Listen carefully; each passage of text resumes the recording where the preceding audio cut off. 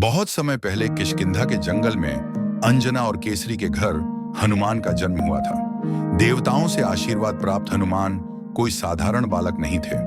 उसके पास अपार शक्ति थी और वह जिज्ञासा और शरारतों से भरा हुआ था।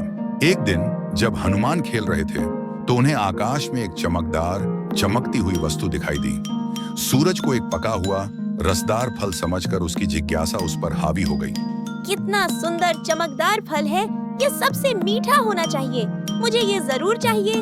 अपनी अविश्वसनीय शक्ति और चपलता के साथ युवा हनुमान ने सूर्य की ओर उड़ते हुए आकाश में छलांग लगा दी। उसका छोटा लेकिन शक्तिशाली रूप हवा में तेजी से घूम रहा था। जैसे ही हनुमान सूर्य के करीब पहुंचे, उसे पूरा निगलने के लिए तैयार थे। स्वर्ग के देवता भगवान इंद्र ने असामान्य दृश्य देखा।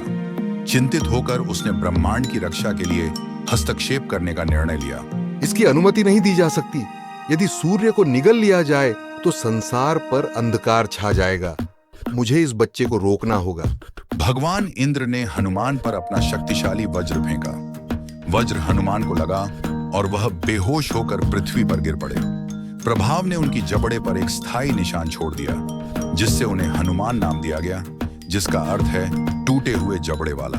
बच्चे की बहादुरी और मासूमियत से देवता प्रभावित हुए। वे बेहोश हनुमान के पास एकत्र हुए और उन्हें आशीर्वाद दिया।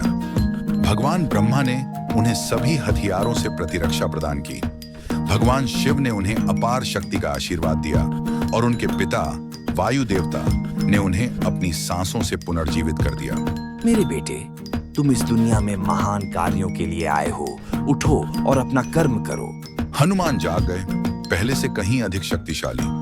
उसकी शरारतें और जिज्ञासाएं बनी रहीं, लेकिन अब उसे देवताओं का आशीर्वाद और सुरक्षा प्राप्त थी। धन्यवाद पराक्रमी देवताओं। मैं अपनी ताकत का बुद्धिमानी से और सभी की भलाई के लिए उपयोग करने का वादा करता हूँ। अंजना हनुमान के साथ बैठी और उन्हें उनकी शक्तियों और जिम्मेदारियों के बारे में सिखाया। उसने उससे कहा कि सच्ची ताकत ज्ञान और दयालुता में निहित है। याद रखो मेरे बेटे, तुम्हारी ताकत एक उपहार है। इसका उपयोग दूसरों की सुरक्षा और मदद के लिए करें और हमेशा समझदारी से काम लें। और इस प्रकार हनुमान बड़े होकर एक शक्तिशाली योद्धा और भगवान राम के समर्पित सेवक बन गए। उनकी बहादुरी, ताकत और बुद्धिमत्ता हम सभी को प्रेरित करती रहती है। यह प्रिय वानर देवता हनुमान की कहानी है, जिन्होंने एक बार सूर्य को एक फल समझ लिया था।